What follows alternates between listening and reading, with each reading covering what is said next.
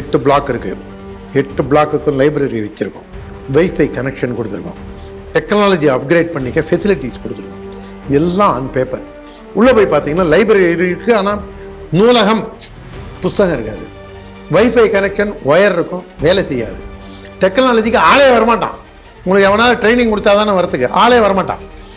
இந்த மாதிரி நிலைமையில தான் எம்சி ராஜா ஹாஸ்டல், அதுவும் 45 கோடி செலவு பண்ணி 8 மாதம் முன்னாடி அவங்க முதல்வர் திறந்து வைக்கும்போது மீதி வேலையெல்லாம் முடிச்சிருவாங்க. ஆனால் இன்னி வரைக்கும் அந்த வேலையை முடிக்கல. அந்த எம்சி ராஜா ஹாஸ்டலில் என்ன பண்ணுறாங்க, 2 வேளை சோறு தான் போடுறாங்க. மதிய சோறு, இரவு சோறு. மதியத்தில் சாப்பாடும் காரக்குழம்பும். அப்போ இரவு அதே காரக்குழம்பு, அதே சோறு. இந்த சோறும் ஆறி போயிருக்கும். போதும்னு நினச்சிருக்கோம் இல்லையா அவங்க. அதாவது பட்டியலின சமுதாய மக்களை மட்டுமல்ல, அவங்க வாரிசையும் இந்த திராவிட மாடல் எவ்வளவு கேவலப்படுத்தி கொச்சப்படுத்துதுங்கிறதுக்கு இது ஒரு உதாரணம். அங்கே அந்த பசங்க உள்ளிருப்பு போராட்டம் நடத்துகிறாங்க. நேற்றுக்கு நைட்டு கலெக்டரை போய் பேசியிருக்காரு. கலெக்டரை போய் பேசி அவங்க ஒரு டெட்லைன் கொடுத்து கலைஞ்சு போயிருக்காங்க. இந்த மாதிரி பல தடவை நடந்துருச்சு. ஊருக்கெல்லாம் பஞ்சாயத்துக்கு போகிற அமைச்சர், அதுவும் ஜாகிங் அமைச்சர், யார் அந்த சார், அவருடைய சட்டமன்ற தொகுதியில் தான் அந்த எம்சி ராஜா ஹாஸ்டல். ஆனால் அவர் அதை பற்றியெல்லாம் கவலைப்பட மாட்டார். என்னுடைய கட்சியில் 90% மேலே பட்டியலின சகோதரர்கள்லாம் இருக்காங்கன்னு சொல்கிற ஓலா வாயர் திரும்பவும் அவர் இப்போ சீட் பேரத்தில் அவர் ரொம்ப பிஸியாக அவரும் அதில் செட்டில் ஆகிட்டார். பணம் கொடுத்தா அவரும் பேசாமல் போயிடுவார். திராவிட மாடல் ஆட்சியில் பட்டியல் சமூகத்திற்கு எதிராக 40% மேலே குற்றங்கள் அதிகமாயிட்டு வருதுன்னு ஆளுநர் ஆர்.என். ரவி ஒரு பக்கம் சொல்கிறாரு. ஒரு பக்கம் ஆனால் திராவிட மாடல்னு சொல்கிற சமூக நீதி, அதனால தாங்க அவங்க தங்கியிருக்கிற ஹாஸ்டலுக்கே நாங்கள் எஸ்சி ஹாஸ்டல் அது ஒரு மாதிரி இருக்குது, சமூக நீதி விடுதி அப்படின்னு பேர்லாம் மாற்றிருக்கோம் அப்படின்னு சொல்கிறாங்க. இப்போ அந்த விடுதி சம்மந்தமாக முன்னால் ஐஏஎஸ் ஆஃபீஸராக இருந்த சிவகாமிங்கிறவங்க என்ன சொல்கிறாங்க, இது போன்ற ஹாஸ்டலுக்கு வந்தால் பொது சமையல் அறைன்னு ஒன்று வச்சுருக்காங்க. கிச்சன், ஜென்ரல் கிச்சன் வச்சுருக்காங்க. அங்கேருந்து சமைச்சு எல்லாம் எடுத்துருப்பாங்க. இதுக்கு ஒரு டெண்டர் விட்டுருக்காங்க. அந்த டெண்டரே வெளிப்படைத்தன்மையோடு இல்லை. அந்த டெண்டர் ஏதோ ஸ்ரீ என்டர்பிரைஸோ ஏதோ ஒரு பேரில் இருக்குது. அங்கே சமைக்கிறவங்களாம் பார்த்திங்கன்னா நார்த் இந்தியனாக இருக்கிறான். அதுவும் நம்ம பசங்களுக்கும் சாப்பாடு இல்லை, பாதி பேர் வெளியில் சாப்பிட்றான். ஆனால் இவங்களுக்கெல்லாம் கட்டணம்னு ஒன்று ஃபிக்ஸ் பண்ணி எல்லாத்துக்கும் சேர்த்து வசூல் பண்ணுறாங்க. இதில் பல குளறுபடிகள் இருக்குது அப்படிங்கிறாங்க ஒரு பக்கம். இதுவும் தினமலரில் செய்தி வந்திருக்கு. தினமலர் அதை ஒரு 2-3 பேஜை அதே தினமலரை திருப்பினோன்னா, அம்மா பெருசுக்கு நாங்கள் உலகத்தரத்தில் இது ஹோட்டலா இல்லை விடுதியா அப்படின்னு கேட்குற அளவுக்கு இந்த டி நகர் போகிற வழியில் இருக்கக்கூடிய எம்சி ராஜா ஹாஸ்டல் இருக்கு. ஆனால் அங்கே எந்த அடிப்படை வசதியுமே இல்லை அப்படிங்கிற அந்த ஒரு செய்தியும் வந்திருக்குது. இந்த செய்தி எப்படி பார்க்குறீங்க? இந்த 2 செய்தியில் முதல்ல 2வது செய்தியை பார்ப்போம். எம்சி ராஜா ஹாஸ்டல் போன வாரம் தான் நம்ம அதை பற்றியும் பேசணும். 44 கோடி ரூபாய் செலவில் 8 மாதம் முன்னாடி தான் பொம்மை முதல்வர், ஃபோட்டோஷூட் முதல்வர், தத்தி முதல்வர் அங்கே திறந்து வச்சுருக்காரு. திறந்து வச்சுட்டு 8 பிளாக் இருக்குங்க. 8 பிளாக்லேயும் எல்லா பிளாக்லேயும் அறிவை விருத்தி செய்து கொள்வதற்காக உங்களுக்கு லைப்ரரி இருக்குது, உங்களுக்கு வைஃபை கொடுத்துருக்கோம், நாங்கள் டெக்னாலஜியை அப்டேட் பண்ணுறதுக்காக எல்லாம் செஞ்சுருக்கோம். சீனி சக்கரை சித்தப்பா, ஸ்லேட்டில் எழுதிய நக்கப்பா. அதே பழமொழி அவரே அடிக்கடி சொல்லுவார். முதல்வரே சொல்லியிருக்காரு. அதை ரொம்ப சந்தோஷம் எனக்கு. இப்போ மிக்க மகிழ்ச்சி. ஏன்னா நான் அவருடைய பேச்செல்லாம் முன்னாடி அவர் ஆஹ அப்படிங்கும்போது தான் நான் கேட்டதே தவிர அதுக்கப்புறம் கேட்கறதே இல்லை. ஏன்னா எவனோ எழுதி கொடுத்து படிக்க போகிறாரு, அதை பேப்பரில் பார்த்துப்போம். இல்லை நம்ம ஆளுங்க யாராவது வண்டியாக திட்டும்போது இவர் இன்னும் தான் பேசியிருப்பாருன்னு தெரிஞ்சுக்கலாம் அப்படின்ற ஒன்றுது. அவர் அந்த மாதிரி அங்கே போய் அதை 45 கோடிக்கோ என்னமோ செலவு பண்ணி லைப்ரரி கிடையாது, ஆனால் ஆன் பேப்பர் லைப்ரரி இருக்குது. இவங்க எப்படிலாம் உருட்டுறானுங்கிறது நம்ம டீப்பாக கீழே போக போக தான் தெரியுது. அங்கே வச்சா அவன் படிச்சுட்டான்னா, அவன் படித்தான்னா அப்புறம் எப்படி விடுதலை சிறுத்தைக்கு கேம்பாக அங்கே பயன்படுத்த முடியாது. நல்ல வேலையாக அங்கே படிக்கிறவங்களாம் பல பேர் விசிகா பக்கம் போகிறதில்ல. அதுவும் நேற்றுக்கு எங்கள் பக்கத்து ஊரில் நந்தனார் திருநாளை போவார் ஆலய கும்பாபிஷேகம், மரியாதைக்குரிய சங்கராச்சாரியார் சாமி வந்திருந்தாங்க. எல்லா ஊர்ல இருந்து எல்லா மக்களும் வந்திருந்தாங்க. அது ஒரு இதை அங்கே நம்ம பரவலாக பார்க்கும்போது நாம் இன்னும் கொஞ்சம் எஃபர்ட் எடுத்து வேலை செஞ்சோம்னா இங்கே விடுதலை சிறுத்தையை ஒரு லெட்டர்பேடு கட்சியாக கம்யூனிஸ்ட் கட்சி மாதிரி ஆக்கிடலாம். அது ஒரு பெரிய விஷயமே இல்லைங்கிற ஒரு நம்பிக்கை பிறக்குது எனக்கு. அதனால அது விசிகாக்கு ஒரு இதுன்னு இவங்க நினச்சிக்கிறாங்க. லா காலேஜை குட்டிச்சவராக்கியாச்சு. நீங்கள் மெட்ராஸ் லா காலேஜில் போய் நம்ம வீட்டு பிள்ளைங்களை யாராவது சேர்ப்போமா? நாங்கள் வெறும் ரவுடித்தனம் தான் பண்ணுறாங்க. கட்ட பஞ்சாயத்துக்கான நாற்றங்காலாகத்தான் மெட்ராஸ் லா காலேஜை அவங்க உருவாக்கிட்டாங்க. அதுக்கடுத்து இந்த ஹாஸ்டல் நாமும் கண்டுக்கிறது இல்லை.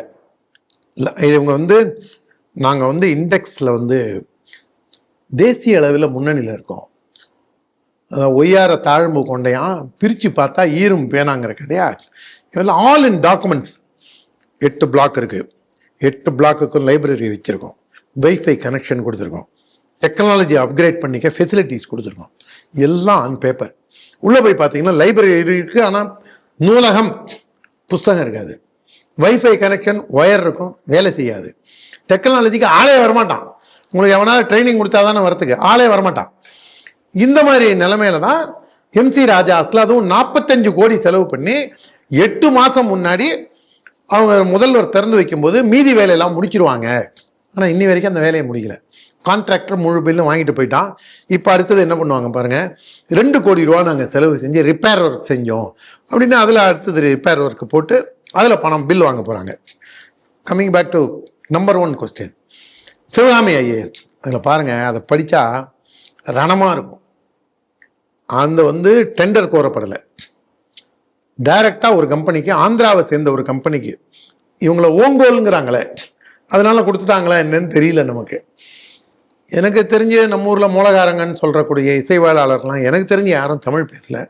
ஆனால் தொடர்ந்து இவங்கள ஓங்கோலுங்கிறாங்க. ஒருவேளை இதை எங்கேயாவது நம்ம ஆராய்ச்சி செஞ்சால் தான் தெரியும்.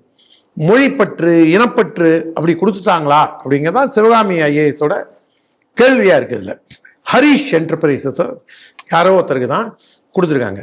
அதில் என்ன க்ரைட்டீரியானா, இந்த மாதம் 30 நாள்னா அந்த ஹாஸ்டலில் 2000 பேர் இருக்கான். இந்த 2000 பேருக்கும் 2000 பேருக்கு பில்லு 3 நாள். அது முழுசா சொல்லுங்க. பில்லுன்னா எப்படி பில்லு? 3 வேளையும் அவன் முழுசா சாப்பிட்டதா கணக்கு. அதுக்கப்புறம் வந்து வாரத்தில் 7 நாளும் சாப்பிட்டதா கணக்கு. மாதம் 30 நாளும் சாப்பிட்டதா கணக்கு. வருஷத்தில் 365 நாளும் சாப்பிட்டதா கணக்கு. அவன் ஒரு நாள் கூட அந்த ஹாஸ்டல் சாப்பாட்டை விட்டு வெளியில் நவரவே இல்லை. ஹாஸ்டலில் தான் சாப்பிட்டான். அவன் லீவு போட்டு போயிருந்தா கூட அவன் காலேஜுக்கு ஆப்சண்ட் ஆகிருப்பான். ஆனால் இங்கே வந்து சாப்பிட்டு போயிருப்பான். இங்கே வந்து சாப்பிட்டான்னு தான் இவங்க இது போடணும், அட்டண்டன்ஸ் போடணும். அதை வந்து அங்கே இருக்கக்கூடிய சூப்பர்வைசர்லேருந்து வார்டன் வரைக்கும் கம்பல் பண்ணுறாங்க. இன்னும் ஏன்டா அவன் வெளில பேச மாட்டான், இருக்கிற வேலை பிடிச்சுன்னா என்ன பண்ணுறது? இதை சொல்லும் போது தான் இன்னொன்று எம்சி ராஜா ஹாஸ்டலுக்கு ஞாபகம் வருது. அந்த எம்சி ராஜா ஹாஸ்டலில் என்ன பண்ணுறாங்க, 2 வேளை சோறு தான் போடுறாங்க. மதிய சோறு, இரவு சோறு. மதியத்தில் சாப்பாடும் காரக்குழம்பும். அப்போ இரவு அதே காரக்குழம்பு, அதே சோறு. அந்த சோறும் ஆறி போயிருக்கும், இந்த காரக்குழம்பும் அது போதும்னு நினச்சிருக்கான் இல்லையா அவங்க. அதாவது பட்டியலின சமுதாய மக்களை மட்டுமல்ல, அவங்க வாரிசையும் இந்த திராவிட மாடல் எவ்வளோ கேவலப்படுத்தி கொச்சப்படுத்துதுங்கிறதுக்கு இது ஒரு உதாரணம். அந்த பசங்கள்லாம் ஹோட்டலில் போய் மதிய சாப்பாடு சாப்பிட்றாங்க. அதில் வந்து அவங்களுக்கு வேரியஸ் டிஷ்ஷஸ் கொடுக்கணும் அப்படின்னு முதல்ல சொல்லியிருக்காங்க. உள்ளிருப்பு போராட்டம் நடத்துகிறாங்க. எம்சி ராஜா ஹாஸ்டலில் எங்களுக்கு அடிப்படை தேவைகளே இல்லைன்னு நேத்திலேருந்து உள்ளிருப்பு போராட்டத்தை அந்த மாணவர்கள் நடத்துகிறாங்க. கலைஞர் செய்தி சன் டிவிலெலாம் வரல. புதிய தலைமுறை நியூஸ் 18 வரல. அவனுங்களே இந்த பயலுல ஒத்து ஊதி நாயனம் வாசிச்சிட்டு இருக்கானா இந்த பயலுங்க, ஜால்ரா அடிக்கிற பயலுங்க. அதனால் ஒரு வேளை அதை ஜெயா நியூஸ்லேயோ ஜெயின் நியூஸ்லேயோ இல்லை நம்மளுடைய ஜனம் தமிழ்லேயோ இல்லை யூடியூப் சேனல்ஸ்லேயோ வந்தால் தான் செய்தி வந்தால் தான் உண்டே தவிர மெயின் ஸ்ட்ரீம் மீடியா முழுக்க திமுக காலை கழுவி குடிக்கிறதுல பிஸியாக இருக்காங்க அவங்க. அதனால் அதெல்லாம் நீங்கள் அவங்கள்ட்ட எதிர்பார்க்காதீங்க. அங்கே வந்து அந்த பசங்க உள்ளிருப்பு போராட்டம் நடத்துகிறாங்க. நேற்றுக்கு நைட்டு கலெக்டரை போய் பேசியிருக்காரு. கலெக்டரை போய் பேசி அவங்க ஒரு டெட்லைன் கொடுத்து கலைஞ்சு போயிருக்காங்க. இந்த மாதிரி பல தடவை நடந்துருச்சு. ஊருக்கெல்லாம் பஞ்சாயத்துக்கு போகிற அமைச்சர், அதுவும் ஜாகிங் அமைச்சர், யார் அந்த சார், அவருடைய சட்டமன்ற தொகுதியில் தான் அந்த எம்சி ராஜா ஹாஸ்டல். ஆனால் அவர் அதை பற்றியெல்லாம் கவலைப்பட மாட்டார். அவருக்கு எம்மா வேலை இருக்குது. அவருக்கு வந்து ஜாக்கிங் போகணும், முதல்வரோட வாக்கிங் போகணும், ஃபோட்டோ ஷூட் எடுக்கணும், அதோட கிட்னி திருடனவனுக்கு முட்டு கொடுக்கணும். அவருக்கு 1008 வேலை இருக்குது. கமிஷன் வாங்கணும். அப்புறம் திரும்பி யார் அந்த சாராக்கு பல்வேறு வேலைகள், அவருக்கு பல்வேறு வேலைகள் இருக்குல்ல. அதனால் அவர் அங்கே பிஸியாக இருக்கார். இதெல்லாம் அவருக்கு ஒரு வேலையா அப்படின்னு அவர் நினைக்கிறார், தான் சொந்த தொகுதியில் கூட. அந்த மாதிரி அங்கே அந்த மாதிரி பண்ணுறாங்க. இங்கே வந்து மெனு போடுறாங்க, உப்புமா, இட்லி, சப்பாத்தி அப்படின்னு போடுறாங்க. இந்த சப்பாத்தியை மனுஷன் திங்க முடியாது, அந்த லெவலில் தான் வச்சுருக்காங்க.